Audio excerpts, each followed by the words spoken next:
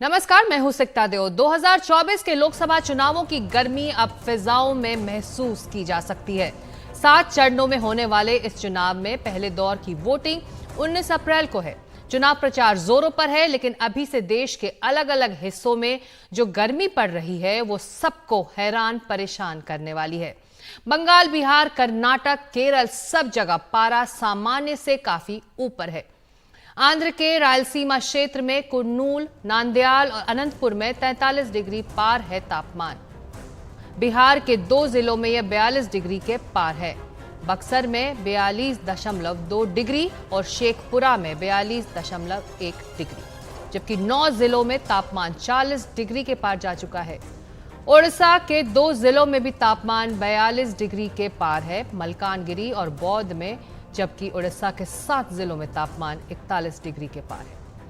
कर्नाटक के गुलबर्ग में 42 डिग्री पार है तापमान। उधर महाराष्ट्र के सोलापुर, यवतमाल और चंद्रपुर में कल 42 डिग्री के पार रहा तापमान। महाराष्ट्र में 15 शहरों में तापमान 40 डिग्री के पार है इस वक्त। बंगाल में वहीं 3 दिन पहले ही बांकुड़ा और बिष्णुपुर में तापमान 40 डिग्री के पार था। कोलकाता में भी तापमान 40 डिग्री सेल्सियस छू चुका है।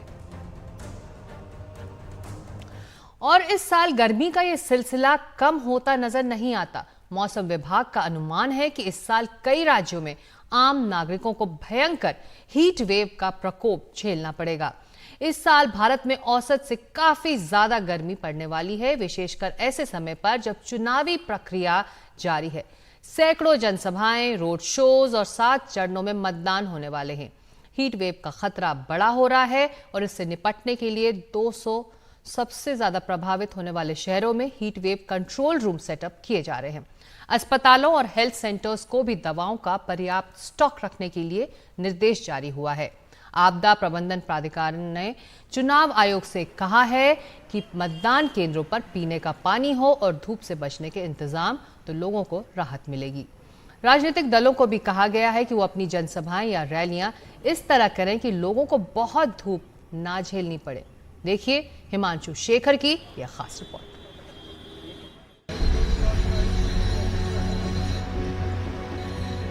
इस साल गर्मी कहर ढाने वाली है।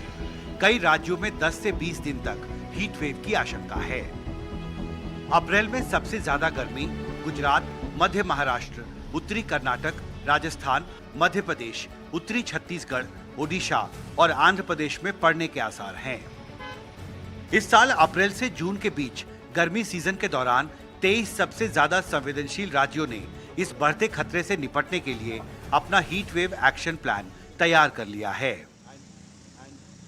राष्ट्रीय आपदा प्रबंधन अथॉरिटी के एचओडी कमल किशोर ने एनडीटीवी से एक्सक्लूसिव बातचीत में कहा कि जिन 200 शहरों और जिलों पर मौसम की सबसे ज्यादा मार की आशंका है, उनके लिए भी एक्शन प्लान तैयार है। संयुक्त राष्ट्र के सेक्रेटरी जनरल ने हाल ही में कमल किशोर को डिजास्टर रिस्क रिडक्शन के लिए अपना विशेष प्रतिनिधि नियुक्त किया है। कंट्रोल रूम निर्धारित करनी है, जो दवाइयों का, ORS सॉल्यूशंस का जो स्टॉक पाइलिंग होना चाहिए वो हो गया है। जहां तक हो सके, अगर आप ऐसे व्यवसाय में हैं कि आप अवॉइड कर सकते हैं दिन में 12 बजे से 4 बजे तक बाहर निकलना, तो ना निकलें। अगर निकलना पड़े तो अपने सर को ढक के निकलें। इस साल गर्मी के सीजन के दौरान अप्रत्याशित हीट वेव के पीछे 2 मुख्य वजह हैं। पहला, भारत में मौसम पर जलवायु परिवर्तन का असर लगातार बढ़ता जा रहा है और दूसरा, एल नीनो कंडीशन सक्रिय है और इसके जून तक ही न्यूट्रल होने की संभावना है। राष्ट्रीय आपदा प्रबंधन अथॉरिटी ने चुनाव आयोग को सलाह दी है कि राजनीतिक दलों को जनसभाओं और रोड शो की टाइमिंग सोच समझकर तय करना चाहिए, ताकि आम लोगों को गर्मी का सामना कम से कम करना पड़े। इस दौरान पीने के पानी और छायादार इलाके का भी इंतजाम होना चाहिए। कैसे हम मास गैदरिंग्स को इस तरीके से आयोजित करें कि हीट का प्रभाव कम से कम हो। जहां हो सके हम इन जो मास गैदरिंग होती है, इसको ऐसे समय पे रखें जहां हीट का प्रभाव कम से कम हो। जहां तक हो सके जहां छांव करिए जा सकती है, वहां छांव शामियाने लगा के किए जाएं, पानी का प्रबंध किया जाए और जो पास में जो स्वास्थ्य केंद्र हैं उनकी तैयारी रहे कि अगर कोई इमरजेंसी आती है, अगर कुछ लोग प्रभावित होते हैं, उनके ऊपर उनकी हेल्थ पे हीट का प्रभाव देखा जाता है, तो तुरंत उसको आइडेंटिफाई करके, डायग्नोज करके, सिम्टम्स को देख करके रिस्पॉन्ड कर सकें। किशोर के मुताबिक आम लोगों को तेज गर्मी से बचने के लिए अपने स्तर पर भी कई इंतजाम करने होंगे। वो खाना हल्का खाएं और शरीर में पानी की कमी न रखें। 12 से 4 बजे के बीच अगर बहुत जरूरी हो तभी घर से निकलें और घर से बाहर निकलने के दौरान सिर को हमेशा कपड़े से ढक कर रखें। साल 2023 दुनिया के इतिहास में सबसे गर्म साल रहा। इस साल भी जलवायु परिवर्तन के बढ़ते असर और एल नीनो कंडीशन की वजह से भारत में गर्मी सीजन के दौरान अप्रत्याशित हीट वेव पड़ने की आशंका है। जाहिर है हीट वेव के संकट से निपटने की चुनौती बड़ी है और भारत सरकार को सभी प्रभावित होने वाले राज्य सरकारों के साथ मिलकर गंभीरता से जमीन पर पहल करना होगा। दिल्ली से कानन पात्रा के साथ हिमांशु शेखर, एनडीटीवी इंडिया। तो इस गर्मी की आंच हर तरफ महसूस की जा रही है और लोग इससे बचने के लिए कई पारंपरिक तरीकों की ओर लौट रहे हैं। कोलकाता में पारा 40 डिग्री के पार है। जैसा कि हमने आपको बताया, मौसम विभाग ने चेतावनी जारी की है। बढ़ती आर्द्रता के साथ गर्मी और तकलीफदेह हो रही है। हमारे सहयोगी सौरभ गुप्ता की ये रिपोर्ट। गर्मी का मौसम पूरी तरीके से आ चुका है। 40 डिग्री का तापमान है और शहर में जहां जहां जैसे पानी का स्टॉल है या लस्सी का स्टॉल है या दही चिवड़ा जो गर्मी के मौसम में लोग खाता है, वहाँ पे आपको लोग दिखेंगे। और लस्सी का और पानी का जो सेल है वो भी इस मौसम में बहुत बढ़ते हैं। आप देखिए लोग जो रास्ते पे चल रहे हैं वो भी छाते के सहारे चल रहे हैं। छाता बहुत ही ज़रूरी है गर्मी से बचने के लिए और लोग छाते लेकर चल रहे हैं क्योंकि गर्मी बहुत ज़्यादा है। 40 डिग्री के ऊपर गर्मी है। आप लोगों से जानना चाहेंगे कि गर्मी में बहुत तकलीफ महसूस कर रहे हैं? बहुत ही ज़्यादा तकलीफ होता है गर्मी में। और अभी तो गर्मी का सीज़न उतना आया भी नहीं, उससे पहले इतना ज़्यादा हीट हो गया है कोलकाता में। और गर्मी से बचने के लिए लस्सी गर्मी से बचने के लिए लस्सी पी रहे हैं। बहुत गर्म है, बहुत गर्म है। गर्मी से बचने के लिए लस्सी पी रहे हैं। ठीक है, आप बोल रहे थे कि इस महीने में इतना धूप इस महीने में इतना धूप नहीं होता है। अभी इस बार ज़्यादा हो गया। और यही बात है, जहां आप जाएंगे देखिए लोगों के हाथ में छाता तो है। अगर मैं कैमरा पर्सन को कैमरा घुमाने बोलूं तो हर कोई जो है गर्मी से बचने के लिए छाता का इंतज़ाम कर रहे हैं और गर्मी से बचने की कोशिश कर रहे हैं। गौरव, गर्मी बहुत हुआ है, क्या कर रहे हैं गर्मी से बचने के लिए? ऑब्वियसली ब्लैक सनग्लास और उस ज़रूरत पड़े तो टोपी या नहीं तो छता। और रास्ता का खोदा हुआ पानी एकदम बिल्कुल नहीं। ग्लूकॉन डी पियो या नहीं तो पैकिंग पानी। So obviously people taking precautions, लोग प्रिकॉशंस ले रहे हैं गर्मी से बचने के लिए। गर्मी का जो जैसे मैंने कहा तापमान कोलकाता में अभी 40 डिग्री से ऊपर है और इसीलिए लोग ऐसे जगहों पे जहाँ पे पानी या लस्सी या दही चिवड़ा के सहारे गर्मी से जो तकलीफ हो रहा है उससे बचने की कोशिश कर रहे हैं। कैमरा पर्सन जीडी शंकर के साथ कोलकाता से सौरभ गुप्ता, एनडीटीवी इंडिया। और बेंगलुरु में भी आते हुए मौसम की आहट पहचानी जा सकती है। लोगों का कहना है कि इस मौसम में ऐसी गर्मी उन्होंने कभी महसूस नहीं की। हाँ, बहुत ज़्यादा बढ़ गई है इस बार गर्मी, वरना इतनी ज़्यादा धूप नहीं निकलती थी। अभी हम लोगों को सिर ढक के निकलना पड़ता है बाहर जाने के लिए, वरना इतनी गर्मी नहीं होती थी। हाँ, बहुत ही साफ और बहुत मीन्स स्मॉग वगैरह नहीं था। तो अब तो वायु मालिन्य भी हो गया और धूप भी बहुत ज़्यादा हो गया। एनवायरनमेंट बहुत ज़्यादा ख़राब हो गया है अभी यहाँ का। It is more hotter than before. Past few years, like when I was born till now, this is the hottest season ever, hottest year which is there. So can't even bear. We feel like why do we come out for college just in the sun?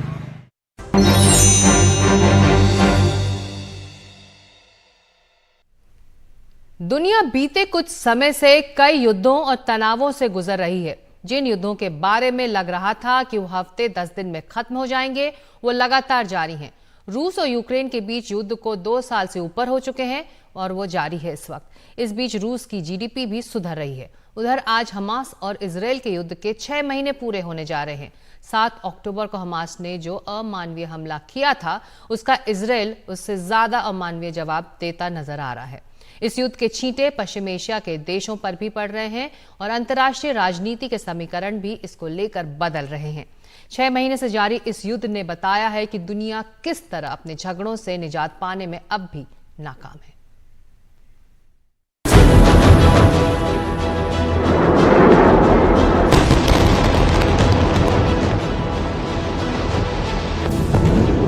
सात अक्टूबर 2023 का वो दिन Israel कभी भूल नहीं सकेगा। उस दिन हमास ने इजराइल के आयरन डोम को छिन्न भिन्न करते हुए जमीन आसमान हर तरफ से हमला किया और 1200 इजरायली नागरिकों को मार डाला।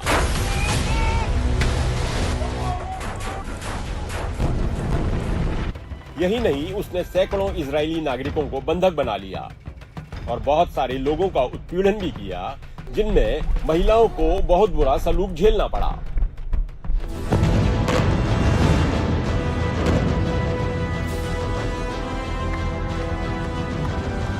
आने वाले दिनों में इजराइल ने बदला लिया। एक भयावह बदला।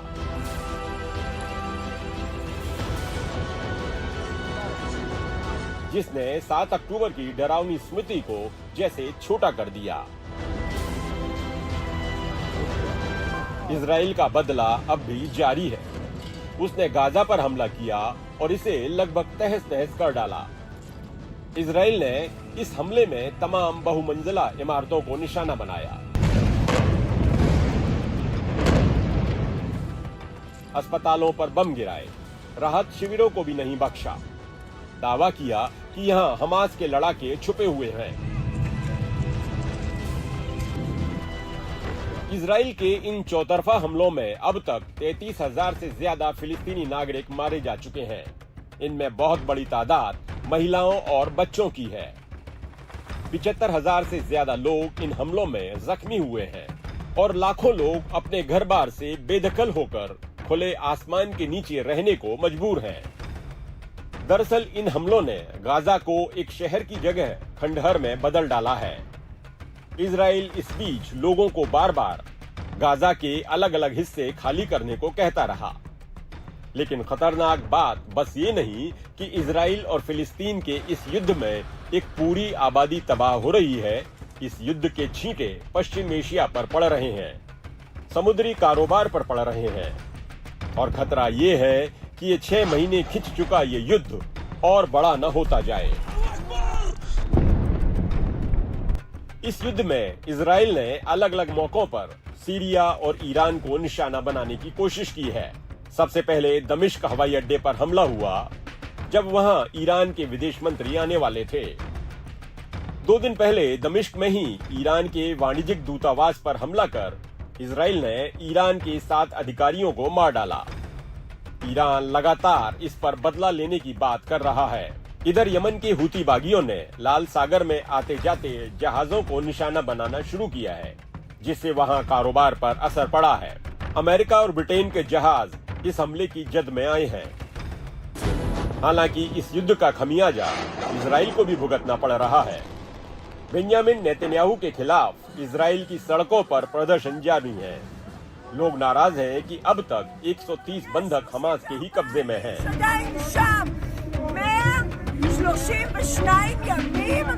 वहां सितंबर तक चुनाव कराने की बात हो रही है।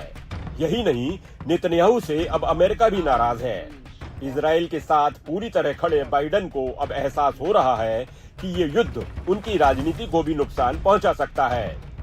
इस बार सुरक्षा परिषद के युद्ध विराम प्रस्ताव को अमेरिका ने इसी वजह से वीटो भी नहीं किया। तो 6 महीने बाद भी युद्ध जारी है।